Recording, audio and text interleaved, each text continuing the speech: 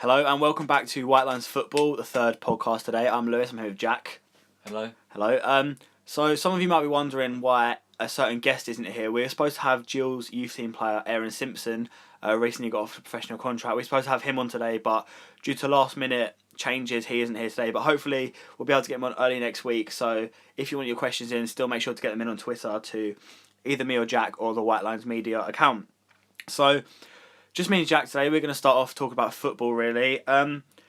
First thing we really want to talk about is a specific subject, and then we're going to move on to talk about something to do with season tickets at Gillingham. So first of all, we're going to talk about Eden Hazard, Jack. So I don't know if you've heard in the news, apparently Real Madrid are interested in him. It's on Sky Sports, so it must be true. That wasn't sarcastic because Sky Sports are actually quite a reliable source. So someone came out, off the top of my head I can't actually remember it, I've seen a quote saying Eden Hazard is irreplaceable. Would you say he's irreplaceable? Really? No, I feel like he's quite easy to replace. I feel like he's very inconsistent, and I don't really think he does. Like if he performs, I don't really feel like, because obviously last season all the Chelsea players had a blip, but obviously he played quite a massive part because even in the season before, Because he got player of the season. Yeah, exactly. Yeah, like you sort of see it a bit more from him. So I do sort of feel like he's fairly inconsistent, but I feel like there's players around that can perform just as well in his position. Yeah, like I thought that obviously there's no doubt he's world class. Like this season he's been on it again, but especially in this system Conte's playing, like the three forwards, I feel like the people rumoured, like you said about Sanchez, or Sanchez came out and said that he wants to stay in the same city but at a winning club, and if Chelsea are going to win the league, be in the Champions League, like you just feel like he'd fit in quite well at Chelsea, and for the money they get for Hazard, like Sanchez would do quite well there if he was to leave. Or like I know it's a bit out of the blue, but Jim, the graphic designer, said that he's heard about Neymar going there. Like I don't see why Hazard's irreplaceable to those sort of players. Do you know what I mean? Yeah. I feel like I think players like Neymar and like you other wingers that you've got with massive clubs like Bale and Ronaldo, I'd always have them over Hazard as well. I don't really feel like if he's going to like Real Madrid or Barcelona, I don't really feel like if he goes to like Real Madrid or Barcelona sort of thing, that like he'd really be guaranteed a game every week. Like, do you feel that Sanchez would be a good one then to go to Chelsea? I feel like Sanchez would be alright at Chelsea because he doesn't really look happy at Arsenal, does he? Like he's not signed the contract. Arsenal are in tatters at the minute. And he said he wants to stay in the same city at a winning club. Now all you've got is the two London clubs near the top. You've got Chelsea and Tottenham, and then you've got like West Ham, which is like he wouldn't go to. But if he went to Chelsea and Hazard went, I sent out a tweet that Hazard, if he left Chelsea for Real Madrid, they get 100 million in. They get Sanchez for say 50 million, maybe less, because he's in the last year of his contract. So Arsenal are going to be forced to sell unless they want to risk running down his final year. Sanchez slipping into that role instead of Hazard wouldn't even be that bad. Like you could even argue Sanchez is a better player than Hazard. Yeah, I think he definitely. Yeah, I would say it's quite close, but I don't see why Sanchez on the left side of that front three. I don't see this. I wouldn't think it's that much of a difference compared to Hazard, to be honest. See if he went there, but yeah, I've never really thought about actually. If he goes to Real Madrid, you've got a question where he's going to fit in. If they're gonna Ronaldo's going to play up front and Hazard on the left and Bale on the right. But if Ronaldo's on the left and Bale on the right, I suppose maybe behind the striker. I don't know. Possibly, but I feel like it's a lot to fork out, isn't it? Yeah, I don't really think. I think Hazard's more.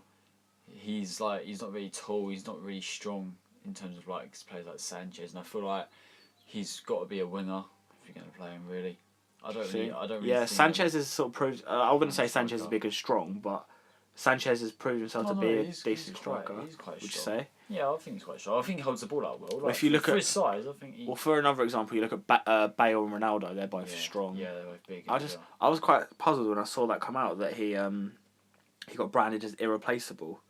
Yeah, I don't think he's irreplaceable at all. Like I feel there's better wingers out there, stronger. Probably not quicker. Cause he's quite very fast, skillful. And like he's very good on the ball as well. But I do feel like there are players out there like I reckon Sanchez could go to Chelsea and do just as well as Hazard's doing, if not better. Could you imagine if Hazard didn't go and Chelsea still got Sanchez? So that'd be a very good team. Yeah, Hazard and Sanchez behind Diego Costa. Or rumours about Lukaku going back because obviously Really? there's have you not heard that? Stuff about the Lukaku. Obviously he rejected the Everton contract like we spoke about the other week, but talks about him going back to Chelsea, but buying back the players like they did with Matic, like they did with David Luiz. Really? Yeah. Would he want to go to Chelsea? Like, would he be playing? I don't know. It depends what Costa- happens with Costa because surely Costa he'd be- did want to go, didn't he? But would you say Costa? I'd say Lukaku's better than Costa, to be honest. Would you? He's Funny younger, one. Yeah. better attitude. Yeah. I mean, like, it's funny because with Costa, like, plus he's very because if I was a centre half playing against Costa, I'd look at just like. Even just like when he's on the floor, just standing over him, because all you got to do is like kick him, be late a few times, and like he could always lash out. Yeah. But I feel like I mean, I never really thought about it, but yeah, like I'm not really a big fan of Costa. Yeah, I think like Costa like gets the goals, but like Lukaku's younger. Lukaku's obviously scored more goals this season, and Costa's a bit of an irritable player to have around, and like in terms of his attitude, I'd rather have Lukaku, but nevertheless, whichever one they do have, I'm sure they'll still do very well, especially if they have Hazard and Sanchez behind them. So, talking of Hazard, would you say he's player of the season? Maybe would you? He's done better, definitely better than last year. Yeah, obviously, yeah. I think but I know it's an obvious one and like it's quite cliched, but I think you got to look at Kante, haven't you, for player of the year? Yeah, me and Ibs spoke about this in the Q&A the other day, about how the question was whether Kante would get player of the year, and we sort of said that there's not that many clear candidates. Like Hazard's done alright, but he's not done as well as he did when he won it, has he? Did Kante win it last year? He won it last year. Mahrez won it last year. He must have been up there though, wasn't he? Yeah, he must have been up there because I feel like this year he's just sort of proved himself because last year Leicester did well, but he's gone to Chelsea and they've won the league again, and he's been responsible for that front of that back three. I can't really think of any any contestants really that would go against Kante. I think you've got to give it. I think maybe. Like obviously as a Spurs fan to say it, but Eriksen's done. Eriksen's had a good season. He's got a lot of assists, but I never really feel like he puts the performances in that are worthy of player of the season. Like he's always destined to get like a 7 out of 10 sort of thing. He's never going to be worst player, and he's rarely best player as well. I always feel like he sort of does the quiet stuff. Yeah, he does. Yeah, exactly. Like and he gets his good assists. I mean, apart from that, I can only think of Michael Keane. Michael Keane at Burnley. Player of the year. Do you think? Are you being joking? No, yeah, I'm joking. I do like. Right. I do like Michael Keane. I like Michael Keane. I went to the England game on Sunday and he played very well. Yeah, he definitely outperformed John Stones, but yeah, I think it'll be Kante. Yeah, I mean we'll talk about it more close to the time, but Hazard, I'm sure he'll be one of the nominations.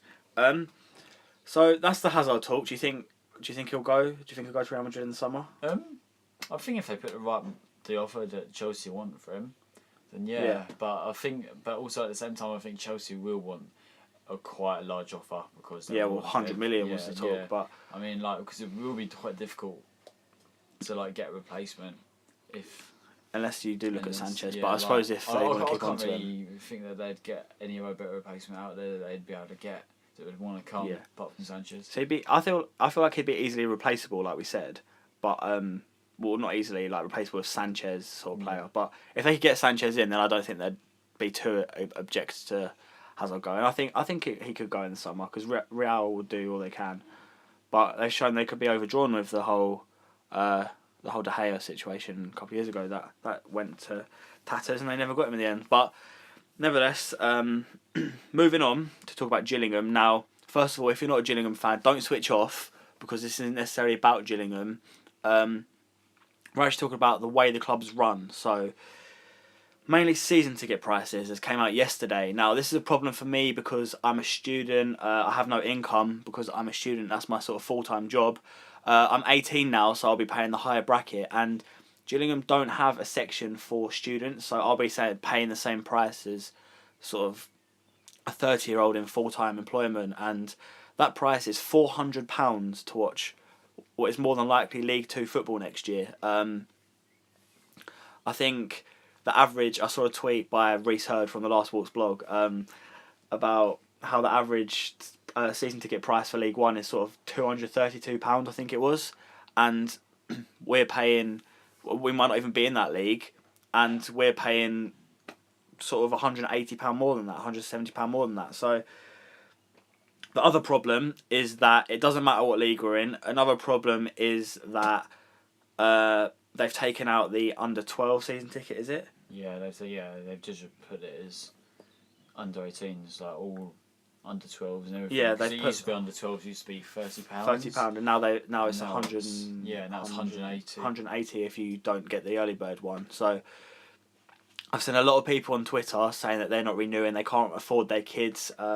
I definitely can't afford it yet because I paid 150 on the early bird for my season ticket this year, and I'm going to end up paying £400 next year for it. So we'll see how that goes. What are your thoughts on the price? Because obviously Scally's got the court case of centre plate where I don't know how knowledgeable you are on this, but they walked out on the contract and they owe Gillingham what Scally thinks is about £2 million. But do you think the money from the season ticket's going to the court case? Do you think it's going towards the stadium? Do you even reckon? I think that Scally, like, I don't think like he's doing it for the intention of just like trying to get as much money as possible. I think he knows that fans, especially after Justin Edinburgh and like since getting Pennock, the football hasn't been the best. Definitely. And I think he knows that like that's probably been the reason why there's been a reduction of fans. And like even though he probably possibly knows, obviously as chairman you wouldn't hope it, but they might be in League Two next year, and I don't really and like I think like he obviously knows that there's gonna be less fans even now because he's put the prices up. But I think maybe it's an anger thing. Maybe it's like because he hasn't quite received the money that he wants to from this court case. Maybe he just like. He's just gonna have a year. Maybe he just wants to see if, or maybe he might just want to see if there's any loyal fans out there who are willing to pay any price. You never know. I just think it's ridiculous how he'd think that the like. I understand he wants money, but say you lower the prices, you're gonna get more fans in. Obviously, if we get relegated and Pennock's in charge next year, you're not gonna have 5,000 every week anyway. If he lowered at the minute, it seems like we're gonna have about 3,000 every week, but.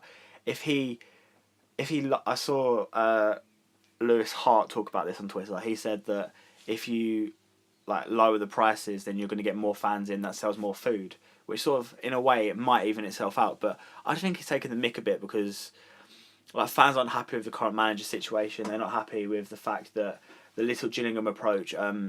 Gills in the Blood spoke about how the first Scally gives every manager the first goal of avoiding relegation each season, and then looking at promotion and stuff. So this year, even when we were supposed to be challenging for the top 6, he says, he comes out the other day in his letter and says we're still looking at achieving our first goal of avoiding relegation. So it's the sort of little Gillingham approach. Obviously, fans are annoyed about that. Some fans call for him to be out, but I think then announcing these season ticket prices is ridiculous. Like. Will you be getting one next year? Because obviously you go with your family, don't you? Yeah. And we're looking at going together, maybe. Yeah. So will you be getting one? I mean, £400 you might have to pay as well. I mean, if my dad pays. Your dad. Well, like no. Yeah. Shout out to Steve. Yeah, he'll shout out to Steve. If he pays his it depends how much he pays really, and like because we go like a little bit each, depends how much he's willing to pay for it. But I mean, like I understand that. If I was a student as well next year and I wasn't earning, then I'd also like be quite a bit annoyed that there's a difference between the people who are employed and unemployed. Like there's no difference in the fact they're all paying the same price. There's no student section. Yeah, there's no student. There was last year, was there? I'm not sure if there was last year. I just paid in the under 18 one, but I don't think there ever has been actually. No. I mean, correct me if I'm wrong, but I think. Don Ballard, he was complaining about having to pay the same price as someone in full time, like a 30-year-old, because he just turned 18 at that time. But because I think that the 2-year prices, because obviously they bought out a 2-year season ticket. If you weren't aware, the 2-year season ticket for an under 18, if they buy it on the early bird, is £240. For like 2-year season ticket. So you could be a 17-year-old, buy a 2-year one and get 200 maybe. A 16-year-old, and get a 2-year one for pay £240, or you can be an 18-year-old, buy a 1-year one after the early bird and pay £400. So you're paying £160 more for one season less of football, and you're not you're not that different to the 17-year-olds. So you're not in full-time employment or anything like that. Also, as well, if like you're doing this under 18 thing and you're buying two, it's a bit naughty really. Because if you think about it, like, say you're buying two of these under 18 tickets, you're buying a 2-year one, you basically paid for your second year. So say for instance, like, they probably won't happen, but say they went down to League Two this year and they went down again, sort of thing. Yeah. Then like you're forced to already go, and It's like you've paid around £400. Plus, like if you're less, plus you're a 12 or 13-year-old, you won't want to go on your own. So your parents probably going to go with you at least. Yeah, I know. At least like a few weeks as well. So it's a bit naughty, really. I sent a tweet. I wasn't sure who it was by, but he said that we won't be renewing this year because the kids' ones have gone up like ridiculous amounts, and I'm not going to leave the kids at home, so he's cancelled it as well. So, what do you think the attendance will be next year? In league, say we're in league. We'll start off. Say we're in League One. What do you think the attendance will be? I think there will be fans that like. Obviously, if they stay in League One, and like depends what they do in the manager, because I don't really think that the style of football right now is going to be what people are going to be buying individual tickets for necessarily. Yeah, that's true. But like, just say for instance, I know people like you or just anyone that like isn't buying a season ticket but would like to go. Like it all depends depends the players they get in, depends if they get a manager in, like a good manager. Depends. Obviously, it depends on the team you're playing against. Depends how well you're doing in the league. But like, I still feel like people will still be buying the individual tickets, but they're obviously put off by the season ticket prices. The season tickets will definitely go down. Yeah. Yeah. Yeah. The season ticket amount will definitely go down, but I don't necessarily think that maybe the individual ticket prices. Do you think that still means that it'll keep them the same price, or do you think it might lower it maybe? I'm not sure I'm not sure specifically what they were this year, but this year it's £22 a game for an adult. Yeah.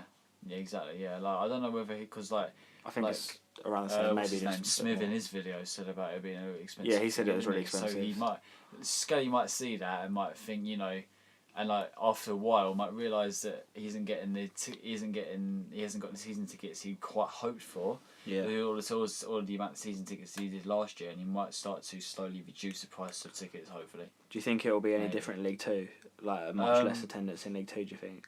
Maybe more because we'll be reckoned to do better. Yeah, I reckon there's a chance that, like, obviously, like, there's a lot of fans. Like, you either go down there to be entertained or you go down there to watch your team win. And like, obviously, I go down to be entertained. Like, I don't know about anyone else, but I do. And if you went to see them win, you wouldn't still be going because it's the state of it at the minute. Yeah, like even if like they were losing these games, but they were actually putting good performances in, and they were trying sort of thing. Yeah. Like against people, it was awful football.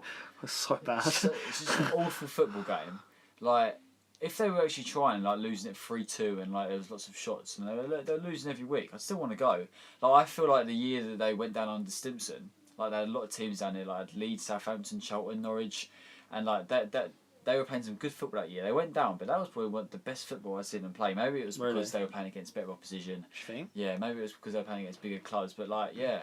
Like I do feel like they were playing some good football because the year they went up as well, they won the league. The year they went up, they wanted to play. They won the league. They won the year in November. They won the league in November. Like literally towards the end of the season. Like it just goes to show how fans like really want to like have such a difference. Like whether they want to be entertained or whether they want to win games. And like obviously next year, I think you do have fans that want to win games, which was proved when they won the league under Martin Allen. So I think you will probably maybe see more fans next year. I remember the one game that sticks out in the title winning season was Exeter versus Gillingham. We lost 3-2 to Exeter, and it was our first loss in a while. And obviously fans were disappointed, but I remember at full time the chance of like we are top of the league was still going off. Like we just lost a game and it's still going off. Like you lose a game now and like hardly anyone even claps the players anymore because of like how state is. Like you can't blame them to be honest because no.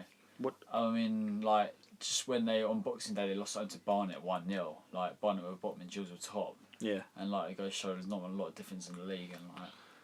Yeah, we'll be expected to do better. So we've been asked on Twitter just briefly before we go on to talk about this weekend's fixtures. What should be done for Gills' survival? New players or manager? Obviously you can't get new players anymore, but what do you think needs to be done to survive? To survive, yeah. Because I mean, at the minute it's out of our hands, isn't it? I mean, I think. I don't think you can like sack Pinnock like say now. Do you not? And then like just so we can get someone for the next to like keep him up sort of thing. Because I think like you've got to come in, you've got to take a while to gel, and by the time you get your 2 or 3 games to gel, like you might already have lost some games. You might be looking at 6 Yeah, points. I You know need what to you mean, like, yeah. get up, sort of thing. So I think like I don't know, it's a difficult one really because obviously then if you get another man in that you thought would keep you up, then you don't get. Then they don't keep you up. Then obviously Yeah, I know what you mean. You don't want to keep sacking managers constantly. Yeah. Like, but I think because you never know. Maybe going down might be the best for Gills. Maybe it might be a good thing. Maybe like a good thing to start again. I thought that'd be good to start. Obviously, you don't want them to go down by Yeah, any but means, it but might be like the best thing if for we the went club. down, and kept Pennock, there's not a chance. We would not come back up. There's not No. a chance we would come straight back up. I don't think so. I've seen people talk about falling straight through League Two to Yeah. National League. So, it's just terrible. It's just long ball. It's just he's moulding us into a League Two team. Yeah. You can just see it. But never mind. That's for an in-depth podcast another time. Yeah, we're gonna go on to talk about Super Six. So if you want to get up on your phone. So Super Six, of course, no sponsors or anything. It's basically you just predict 6 games. You predict the exact scores of 6 games that are given to you. If you're not aware, if you get the score exactly right, you get 5 points. If you get the result right, so the draw, the win, or the loss for the team, then you get 2 points. And if you get all of them perfectly right, you get 250 grand. But I think this week they've done it up to it's a million jackpot, and the lowest score is 10 grand, but normally it's 5 grand. So. 6 games this weekend are Burnley at home to Tottenham, Chelsea at home to Crystal Palace, Hull at home to West Ham, Stoke away to Leicester, West Brom at Old Trafford against Man United, and Sunderland away to Watford. So we'll start off with Burnley, Tottenham. What have you gone with? Well, I've gone for Spurs win. Obviously, I've gone for 1-0 Spurs win. 1-0. With a tight game, I can see.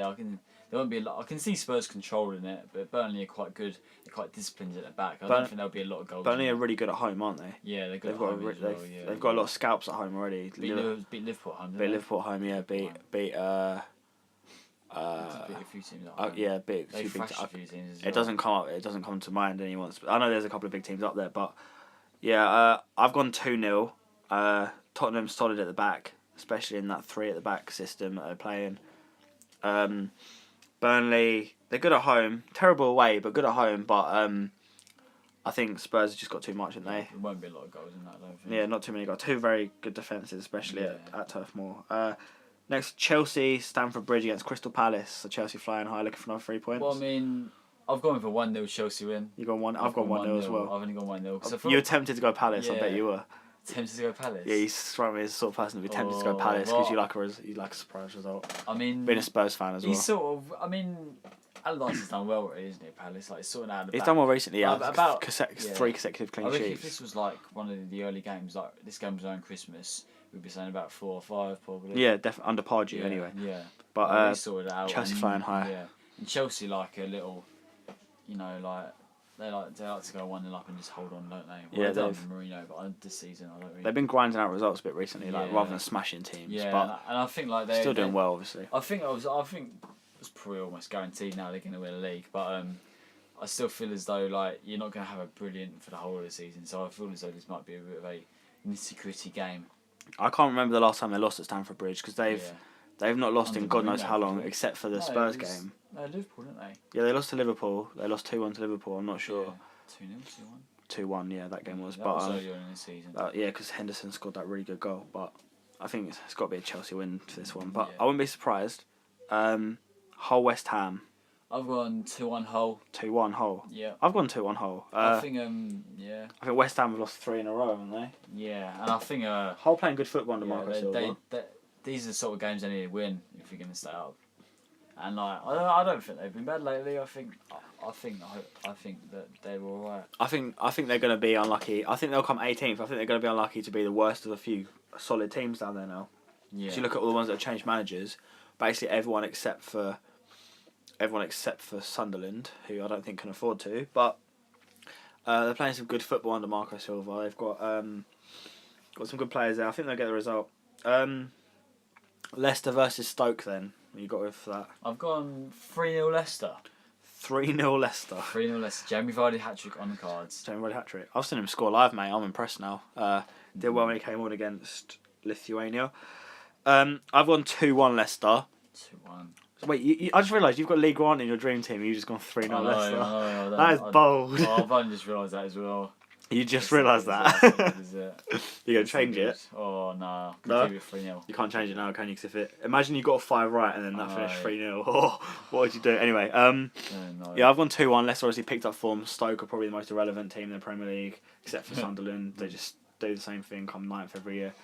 But, yeah, Leicester picked up under Craig Shakespeare. So they get a result. Players starting to play well. Manchester United versus West Brom. 1-0 Man United. 2-1 Man United. Now, the reason I've gone with this is because I've got David De Gea in my fantasy team, and he just keeps not keeping a clean sheet. It's doing my head in. Like when they beat Middlesbrough the other week, 3-1. At the time, it was 2-0 when Middlesbrough scored. But it's just doing my head in, so I've gone with that. I don't think there'll be a lot of goals again. Yeah, two good defences again. Two good, yeah, and like West Brom, I don't know, as well as they're doing, I don't really think they. Yeah, I feel like Man United's. Well, United haven't lost in the league in ages either, have they? Yeah. A draw maybe. Yeah, but I at Old Trafford. I can see a 0-0. At Old Trafford. I'll take a 0-0 because I've got Craig Dawson as well in there. Hmm. But what I was going to say. Yeah, Man United have got a lot of games in a short amount of time, haven't they? So you never know. Might rest players, not have the strongest team. You never know. Finally, then Watford versus Sunderland. What have you gone with? 2-1 Watford. No, I don't know why I've done this, but I've gone 2-1 Sunderland. Watford. What's the reason for this? Watford are a pretty bad team. I thought to be fair, out of our mini league, there's 4 of us in there, and I'm bottom. So I think I need to get some surprise results in there and go forward. But Jermaine Defoe, after scoring for England, is going to come back and score. I reckon Watford are probably not the worst team to play at this point in time. That's true, because they're not really only got anything to play. Well, obviously, Gilles beat him over this season. I guess they've got something to play for, but yeah, they're not the best. Like I think Sunderland's, if you want to go to a away game and you need to get a result, Watford's probably is your ideal place. Yeah. Well, Gilles went to Vicarage Road and won, didn't they? Yeah, exactly. Dogs bark him, but they won't come in, Jack. Don't worry. Jack's scared of dogs. Anyway, so we'll see how that goes. We'll talk about that next week on the podcast. After Aaron comes on, hopefully, but we'll see. The final thing I'm going to ask you for is your prediction for Gillingham versus MK Dons. Gillingham MK Dons. Yeah. You know what? Away from home, Gilles have been full of a lot of surprises this season. Like, I've had them to lose away to grounds like. I've had them to get smashed, but they've got. Bramall Lane, so they drew. What? Yeah. Bradford away, they drew. And Peterborough away. I'm gonna go with optimistic 1-1 draw. Optimistic 1-1 draw. All right. Yeah. I've got a feeling they like a surprise. Like you haven't done to lose quite often away, but they seem to. Yeah, I reckon they're definitely. Sorry if you can hear the dogs, by the way. They were going mental, but I've gone. Well, I've not gone with, but I think I'm going to say 3-1 MK Dons because, quite frankly, you look at the fixtures we've got left this season: MK Dons, Millwall, Charlton, Fleetwood, and Northampton. MK Dons is probably one of the games you've got to be looking at to get points because Millwall, Bristol Rovers, Fleetwood, I can't see us getting any points at home. Northampton, probably written in the stars, to be honest, isn't it? Justin Edinburgh's going to send us down. And then Charlton, which could maybe get a result. But MK Dons, you say it every week, but this has got to be the game you're looking at, to be honest. And they got some good players at home. There's got to be Bristol Rovers at home. They're doing all right though. Top 10, they're up maybe. There, I think they might not be playing for anything by the time we get to. That's true. If you're not playing, Fleetwood and Millwall might not be playing. Well, actually, I think they both will be. Actually, they definitely will be because Fleetwood are 3rd and Millwall were 6th, 7th. I think they're 7th, but they lost quite a few recently. They're playing next Tuesday. But they're just outside the playoffs and they're dying for that. But yeah, definitely going to be hard now. I'm sure there's a lot of outrage about the season ticket situation. So if you're a Gillingham fan or just a football fan in general, be sure to comment down below your thoughts on the season ticket stuff. I'll be on Twitter as well talking about it. Jack might be as well. You never know. Sometimes like to use his Twitter, but I'm on there quite a lot. I see a lot of views, people renewing. Let me know if you're renewing. Also, let me know your thoughts on Eden Hazard. You can tweet me, you can comment down below. Please share. Also, welcome if you're from Swip Smith's channel after I was in his video. Thank you for coming along. Please make sure you keep retweeting on Twitter, you keep liking the video, subscribing, watching. Should have Aaron on the podcast, hopefully for number 4. We're praying because it's been coming for a while, but the questions will definitely be on. The questions already asked will definitely be on when he does come. So that should be good. We've got some few more guests lined up. We've got an international footballer hopefully coming on soon. We've got hopefully going to be involved with a couple of the Gilles channels as well, not to name names, but I'm sure you know who they are. So if you enjoyed, please like, subscribe. Thank you, Jack, for coming on, of course. No worries. Late adaptation after Aaron cancelled late on, but that's not his fault, of course. So please like, subscribe, follow on Twitter, follow everything in the description. Follow White Lines F1 as well, if you don't know what that is. That's our Formula 1 channel, run by Ibs, who's also on this channel as well. And I hope you enjoyed, and we'll see you next time. Goodbye. Up, Gilles. Up the Gilles.